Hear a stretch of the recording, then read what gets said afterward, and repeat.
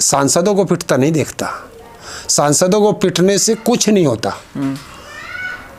हाँ, अगर यही इस तरह की घटना अगर मीडिया के साथ हो तो मुझे बड़ी खुशी होती है, मुझे खुशी होती है दिल से।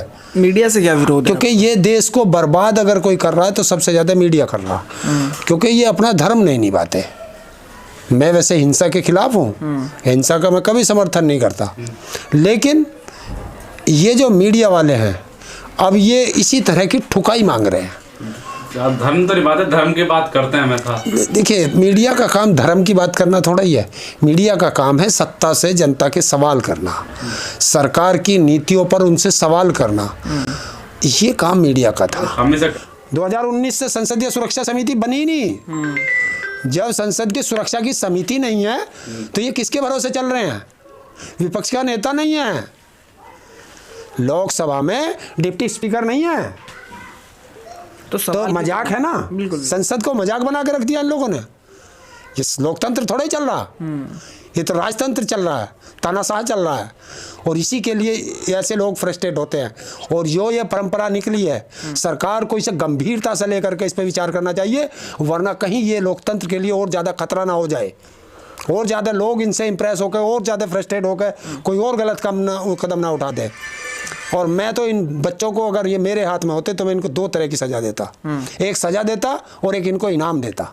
सज़ा इसलिए देता कि उन्होंने देश का कानून तोड़ा, और इनाम इसलिए देता कि इन्होंने देश की जनता को, देश के लोकतंत्र को बचाया और हमें बताया कि आपकी कोई सुरक्षा नहीं है, आपकी जो 5 लेयर की सुरक्षा है वो बेकार है, और आपके ने जो यहाँ पे यंत्र लगा रखे हैं जांच के, ये सब बेकार है।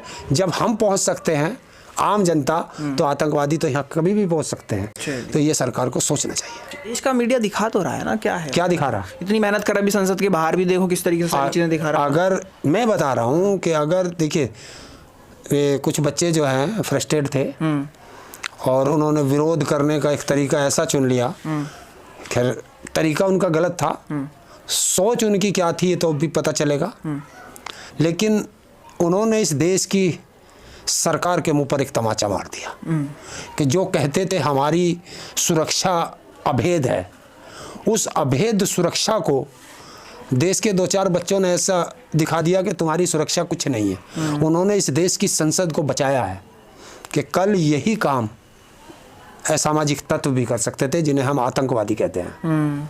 अगर वो आतंकवादी आ जाते इनकी जगह तो क्या हाल होता। तो इन्होंने बताया, इससे ये जाहिर होता है कि तुम्हारी जो सुरक्षा है, जो तुम कहते हो 5 लेयर की हमारी सुरक्षा है, वो 5 लेयर बेकार हैं, और तुम्हारे इंस्ट्रूमेंट पक्का चाइना के हैं और ये दलाली में आए हुए हैं। अरे किसान क्यों समर्थन कर रहे हैं? कह रहे हैं भगत सिंह समर्थन में उतरे छात्रों। देखिए, जिस समय भगत सिंह थे अंग्रेजों के उसमें, तो भगत सिंह वहाँ जब अदालत में बम फोड़ने गए थे, उनका मकसद किसी को हानि पहुंचाना नहीं था, उनका मकसद था सोई हुई देश की जनता को जगाना।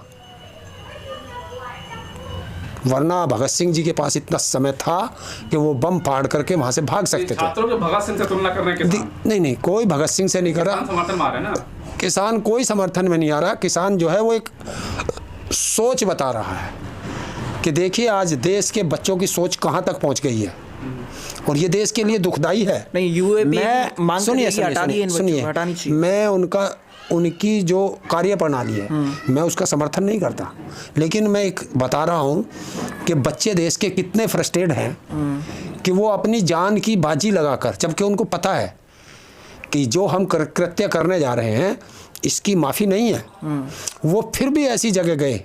क्यों? वो सरकार को चेता रहे हैं कि जो तुमने देश की जनता से वादा किया है वो तुम पूरा नहीं कर पा रहे, और देश के करोड़ों बच्चे आज बेरोजगार हैं। क्यों हैं? और जिस संसद में तुम बैठे हो, और एक चीज़ बताओ, ये आप लोग कहते हो ये संसद जो है लोकतंत्र का मंदिर है, हैं? और ये जो जिन्हें हम चुन कर के भेज रहे हैं, मैं आज बहुत बड़ी बात कह रहा हूँ, और इस पर सोचना चाहिए हर व्यक्ति को, जिसका भी सांसद, जो भी सांसद की वोट देता है उसे ज़रूर सोचना चाहिए कि हमने संसद में जो अपना प्रतिनिधि चुन करके भेजा, उससे हमारे सवाल वहाँ उठाने चाहिए क्योंकि 5, 7, 10 रोज के लिए जो संसद चलती है और वो सांसद संसद से एब्सेंट हैं, उस दिन 543 सांसद होने चाहिए थे संसद में। संसद का सत्र चल रहा है, महत्वपूर्ण सत्र बता रहे हो आप, और उसमें केवल 150 सांसद हैं। तो जो सांसद नहीं गए, सबसे पहले उन्हें परमानेंट डिस्क्वालीफाई कर देना चाहिए। नहीं, वो मध्य प्रदेश में काफ़ी लोग गए हुए थे। कितने गए थे? मैं मानता हूं देश का प्रधानमंत्री गया होगा, देश का गृह मंत्री गया होगा, जबकि उनकी कोई आवश्यकता नहीं थी वहाँ, कोई आवश्यकता नहीं थी।